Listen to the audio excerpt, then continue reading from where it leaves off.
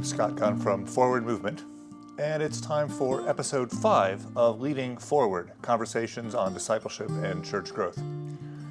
For this episode, I had a chance to talk with Tod Bolsinger, who is Senior Congregational Strategist and Associate Professor of Leadership Formation at Fuller Seminary in California. And for many years before that, he was the senior pastor of San Clemente Presbyterian Church. He's also the author of a couple of books, one of which has been very important to me, Canoeing the Mountains, a conversation about adaptive leadership, leadership through adaptive change, and most recently, this book, Tempered Resilience, and that's what we're going to talk about today. Yeah. So Tod, how are you doing today? Nice, Scott. Nice to be with you. Thank you. Yeah, so I'm super excited. A lot of people that watch these videos will know you from Canoeing the Mountains, which is a fantastic book, and I recommend it all the time. And that one's really about the importance of understanding adaptive leadership and why we need it and what it's like, I think. And then you've got this brand new book, Tempered Resilience, which well, why don't you tell me? Give me the tweet. What's Tempered Resilience about? Tempered Resilience is about the fact that when I went around the country talking to people about leading change, they ended up saying to me, you know, the hardest thing, it isn't trying to change because the world is changing. It's having to deal with the fact that your own congregation doesn't want to change. And it was the resistance to change that was soul-sucking for pastors and for leaders. So I had to write about resilience in the face of resistance. And so, what does that resistance often look like? If I'm a priest somewhere trying to change a church, how am I going to see the resistance? Well, very often there's, many of the clergy or people are the kind of people who look out in their parish and say, there are people out there who need the gospel. There are people out there who need the love of Christ. They need us to work for justice. They need us to care deeply about their lives, their marriages, their vocations. So let's be the church. Let's go meet them. We love God. Let's go love our neighbor. And then when they turn back to the congregation, everybody goes, yes. And they go, so therefore we're going to do this, and we're going to have to change in order to, love our neighbor. And that's when people go, well, and what happens is after a while, it becomes really resistant. Like what we realize is the church has become a place where people don't expect to have to change for others. They expect the church to be a place that welcomes them just as they are, and that's the point instead of the transformation for the sake of the mission of God in the world. And so for many clergy, it's the most discouraging moment. And in the book, I talk about what Ed Friedman calls a failure of nerve, where we just collude and decide not to change. Or what I've seen is what I call a failure of heart, which is where we then begin to get cynical and cynical and disappointed with our own people and kind of disconnected from them. And how resilience is overcoming both the failure of nerve and the failure of heart. Yeah, it's familiar in my own story, this kind of resistance and how hard it can be. And certainly I hear in my travels about this all the time. So you use this intriguing metaphor I love of blacksmithing. Tempering steel. Can you say a little bit for folks who may not know how that works? Well, so I live in Los Angeles, and what's strange is on the north side of Los Angeles, there is a artisanal blacksmithing community in the section of the city that probably hasn't had a horse there in 100 years. It's a group of folks who actually really love the artistry of blacksmithing. How do you take raw material and you turn it into either a tool or a piece of art or something that is both useful and beautiful, and it's the transformation. And I took a blacksmithing class, and in the middle of it, I realized this is the closest thing I know to the way that God forms people for leadership. Like you literally walk in the class, into the room, the shop is filled with things that feel dangerous and disorienting. You quickly are handed a set of tongs and you put a piece of steel into the fire and you're blacksmithing. And it feels like, I remember the first time I did it, I thought, I don't think I've ever had a proper safety lecture yet. This is all dangerous. And they're teaching you as you go. And I realized for most leaders, that's what it feels like when you get thrown into a leadership position. You are in the middle of the fire before you know, and you are being transformed. And you need to be transformed in order to become a tool that could be useful for bringing transformation. Right, and part of that also is the you have to heat the steel up to work with it, so it turns bright red or orange or yellow or something, and you sort of pound on it, and then it has to cool and be heated again, and you sort of connect that to leadership as well. Yeah, yeah. So there's a process that I put in the book. What I talk about is, he starts in working and heating and holding on an anvil and hammering, which I think is the work of the spiritual practices that hammer into us both strength and resilience. And then there's a cooling or the quenching, which is the a long, slow process of being heated and cooled over time in a rhythm that enables us to become flexible. And it's that idea of how do you take raw material and turn it into a tool. The verb I use is hew. It comes from Martin Luther King Jr.'s "I Have a Dream" speech, where he says, "With this faith, we'll be able to hew out of a mountain of despair stones of hope." And the idea of facing the mountain of despair and not trying to smash through it with a sledgehammer or cower in front of it and not do anything, but literally try to transform it. That's the language he uses. Hew out of a mountain of despair stones of hope. With this faith, we'll be able to transform the jangling discords of our nation into a symphony of brotherhood, is really what I was trying to get at. How do you become a tool that can hew despair into hope, that can transform despair into brotherhood and sisterhood, community? And so I imagine I know a lot of people who I think come up to the challenge of, okay, I see the resistance, I need to do this, and it's pretty tempting to blink, to leave the church, to whatever it was that you were proposing, to withdraw the proposal, to just fold. So, but then, of course, the hope is that we become resilient, that we become tempered, that we become strong enough that we can push through and meet that resistance and get to the other side of it. So tell me, are there people who succeed in that? Do you see that? Yeah. Yeah, actually, there are. It's remarkable. And what's interesting to realize is what's interesting about the verb tempering is it's not smashing through the resistance. It's not blowing it up. It's not, trying to hammer on it until it's gone. It's actually transforming it.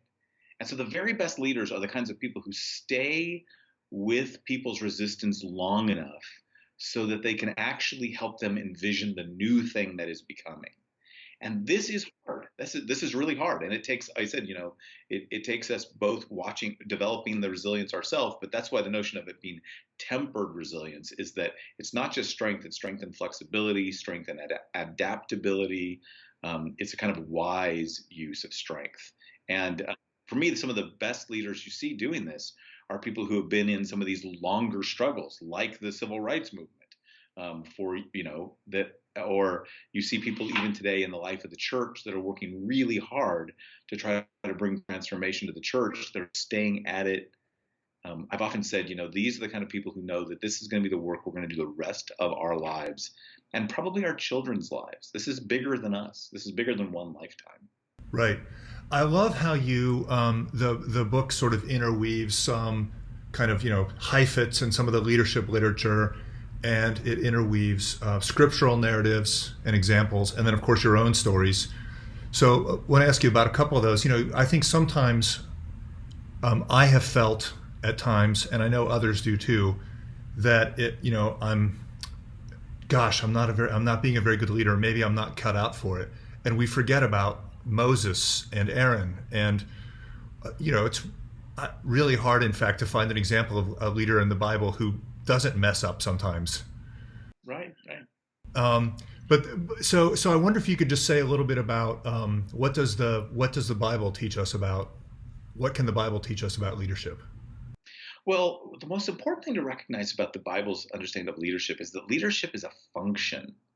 It's like any other ministry that you are called to. It is more a sense of your of the function than it is your title. That it isn't about being the leader as much as it is functioning as a leader. I see. So, yeah.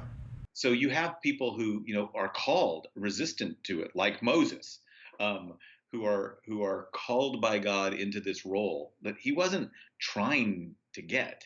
And you see people, the whole story throughout the scripture is the people who the world thinks and humans think look like a leader, see Saul, are not the kind of people that God uses. God uses those who are open to being shaped and formed and developed.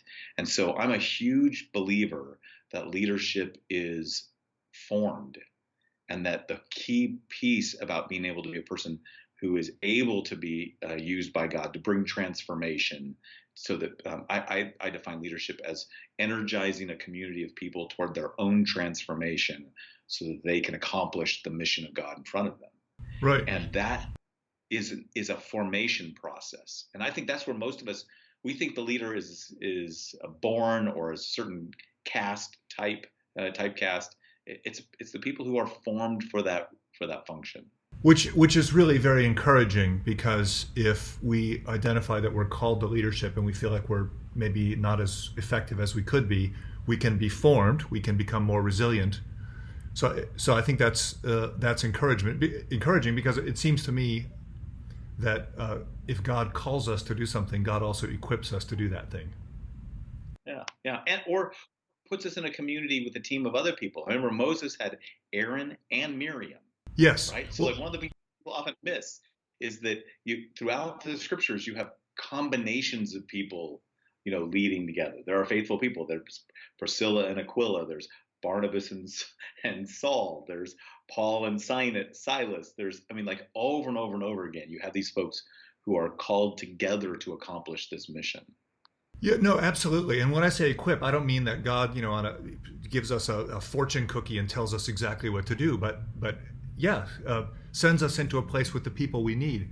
And one of the things I spend a lot of time traveling and talking with folks in churches, and I say to clergy, if I'm talking with them, spend a lot of time developing your vestry, the lay leaders, the governing board in an Episcopal church. Spend a lot of time developing those folks, because they ought to be leading with you.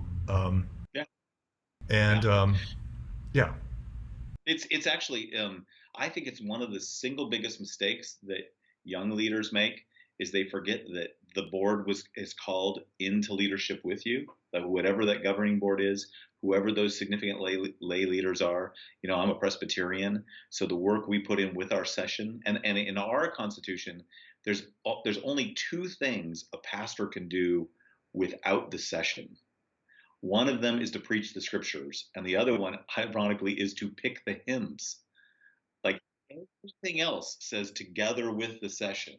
And I always say that whether that's your polity or not, I think that's wise, is recognizing that God brought us together to be a people, and even in our leadership boards, we're to be a demonstration of what that collaborative shared leadership looks like. Right, absolutely. So another thing that just I don't know why it stands out, but I remember, and I've had the pleasure of spending a couple days with you in New York City with other Episcopal clergy, and I remember the story you told there, and it's in Tempered Resilience, about the building campaign at San Clemente Presbyterian Church where you served, and there was one person in the church who became unhappy with the way things were going. And what I didn't remember in the story until I read it in the book, in having heard you tell the story until I read the book, is that you consciously decided that you weren't the person to kind of stay connected, to talk to him, but that you wanted to keep him connected to the community and to the direction things were going. And one of the reasons I wanted to ask you about that is I think the advice that I often read and have been given is, in the middle of a conflict, stay connected, stay in it, stay with people. And sometimes it's been my instinct to say, I'm willing to do that, but I think that person, I just don't get the sense it's going to be fruitful to them for me to stay connected. It's not about my reluctance to talk to them. It's that I don't know that it's the right thing for them. How do I, as a leader, do the discernment to figure out, when do I decide to stay in it, and when do I decide to step back from either the whole thing or from a person? Yeah. So this is actually another really important reason to think about sharing ministry together, right? Because so in that setting, what we were talking about was, the probably the person who had the largest capacity to give to our capital campaign, I personally insulted. I didn't intend to, but I did. And so there was just no way he was going to experience me as his pastor now. He was going to experience, he would probably have thought that the only reason that I was trying to reach out to him was because I wanted his money and he'd gotten mad and I was trying to make sure that happened. So by having someone else, one of my team, one of my associates said, look, the most important thing is he needs to not lose his church just because he's decided not to participate in our building campaign. There's nothing that says he has to do that, but we've got to find a way to make sure he has a home here. So this is why it's great having colleagues. Like what really mattered to me wasn't that he felt connected to by me, though that actually became part of the story is that we worked on that.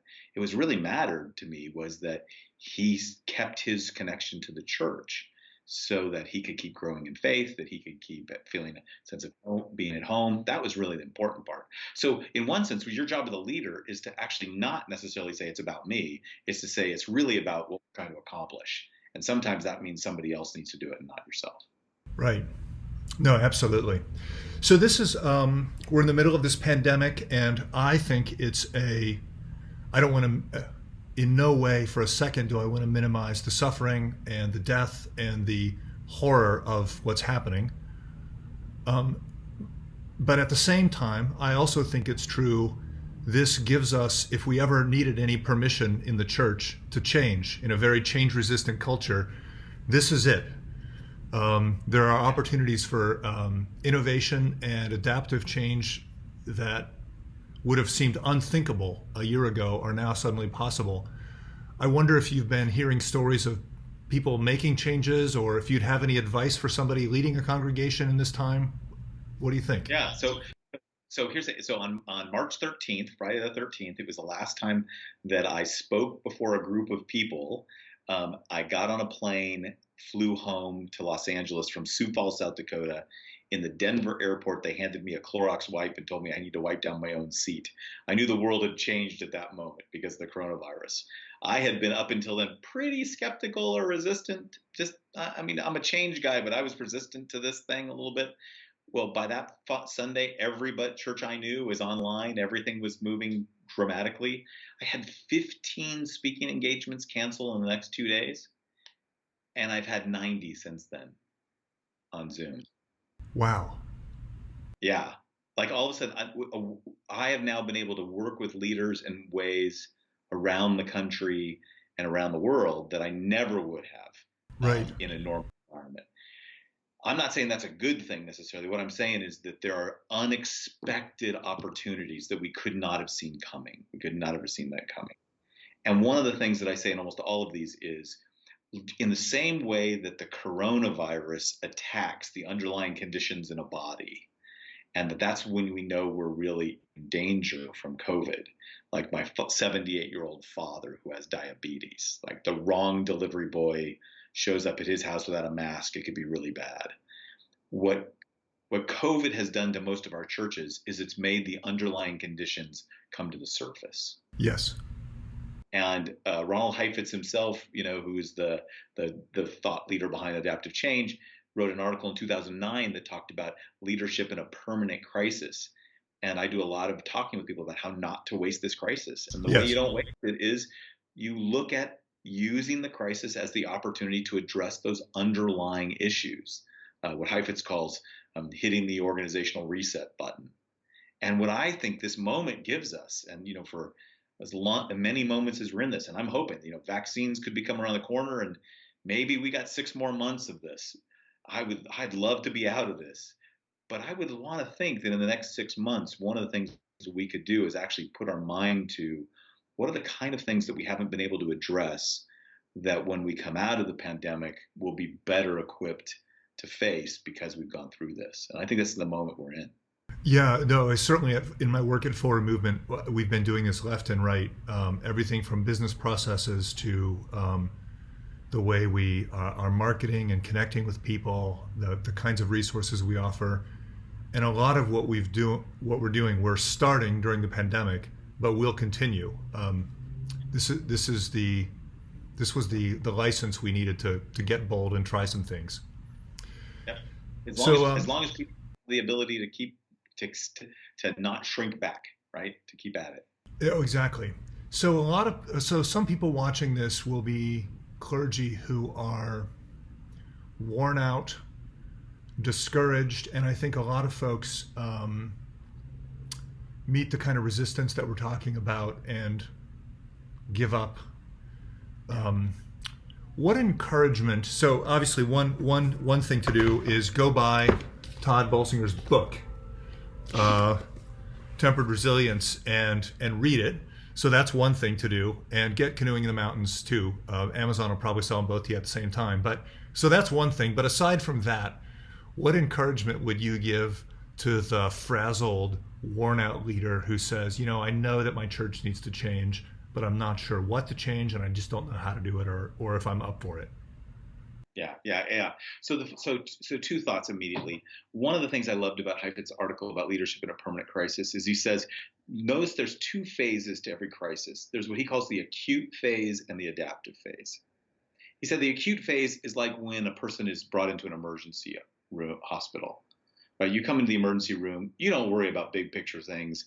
You want to just stabilize, take care, make sure that the person lives. Some of us are in that moment. We're in that acute phase. We're just like, I need to be stabilized. I need to be cared for. And if you are, the most important thing you can do is get yourself into a relationship with people who will care for you.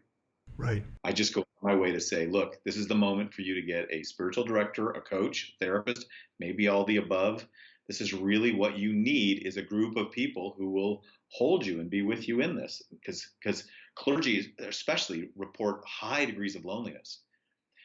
The issue, though, is as soon as we calm back down, we go, phew, I just want to go home. I just want to get back to what I know. And what I want to say to you at that moment is that crisis is only going to be worth it if you can then make the shift to the adaptive stage where you give yourself to this moment. If you believe you survived this moment for something bigger, which is to help your congregation be able to address those larger adaptive issues. And if you can give yourself wholeheartedly to this, to know that it's not going to be futile. And we're not having to make massive changes. Sometimes it's just like getting at a few underlying things that are just holding us back. That gives us meaning and purpose, and that allows us to have some sense of energy to that. Right on. The other thing that occurs to me is I appreciated reading your book. You talk a lot about that we're here to glorify God, and it's a book about Christian leadership, so there's a lot of God talk in there.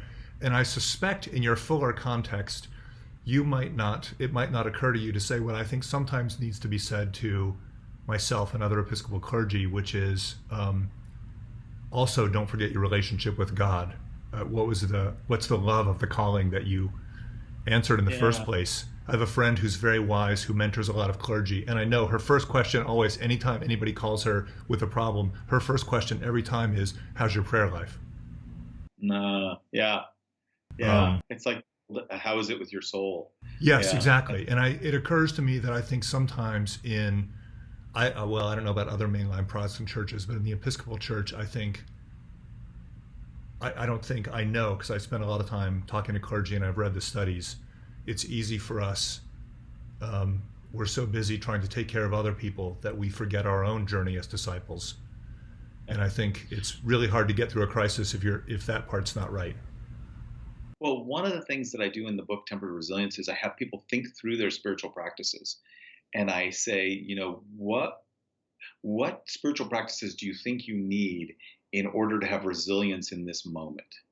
Many of our spiritual practices we took on at a time in our lives for a different purpose, like when I first became a Christian, or when I first became a person who wanted to be a clergy. So all of a sudden what happened is I started with, I want to pray, I want to read the Bible, I want to go to church, and then when I became a pastor, I want to do the deep study of Scripture. Those were all deeply important practices, but some of what I need today are different. And I think and I often ask people, have your spiritual practices changed over the years? And are you intentional about cultivating what's called a rule of life? Yeah. because it actually will help serve, it'll help you in what you need in this moment. And I think that's a really great moment for people to come back to. What do I need from God at this moment, and what spiritual practices do I need in my life to face the challenge I have in front of me? It could be profoundly different than it was another time. Right on. Yeah, in the Episcopal world, you and I were talking about this just before I hit the record button. Our presiding bishop has been talking a lot about the way of love, and Yeah. and that's really a packaging of an encouragement to take on spiritual practices and a rule of life. So I think this can really get us through this time. Yeah, indeed.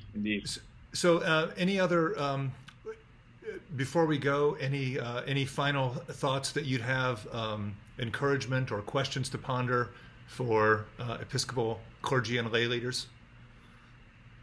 Well, two things, I think, and one will lead to the other, and one's a mini commercial. One is, one of the most interesting parts about the past 5 years for me is, as I've talked about leading change, I've had the opportunity, I speak to as broad a swath of the church as you can imagine. I actually say I often speak to people who don't speak to each other. Like different parts of the church where people are not in communion or conversation. We're all experiencing the changing world and the disruption. And there's a moment now for partnership and unity in the life of the church for the sake of the mission of the church in the world that we might never have again. Like that's another one of those underlying opportunities for us to pay attention to. And one of the ways just to make myself available to those is that being at a place like Fuller, which is a non-denominational seminary, we have a really broad number of people that we get to talk to. And if folks just want to connect, all they got to do is just send a text. If you just text the word change to 66866. So too many sixes for a pastor. Change 66866. Then you can get actually connected to resources we have and things we'd love to just share with you, and more of my writings and stuff like that. So yeah, Fuller's an amazing place, and I hope people will do that and learn more about what you all are doing. And so thank you so much for your time today, and thank you for writing two really great books. And I hope folks will go get a copy of Tempered Resilience and be encouraged to become tempered leaders. Thank you. Yeah, thank you.